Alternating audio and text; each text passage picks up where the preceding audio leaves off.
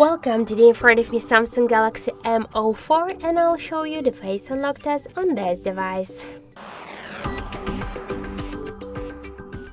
So I'll just make a couple of tries to unlock the device with my face and we'll see how fast this feature is and does it works. So let's check it. 1,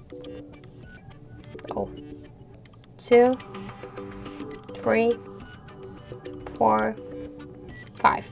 As we can see, the face unlock works here fast and correct without any problems. We just successfully unlocked the device just in 1 second. This is the good result for the face unlock. I just suggested to try this unlock method, but don't forget that the face unlock is less secure than the passcode or pin code unlock methods.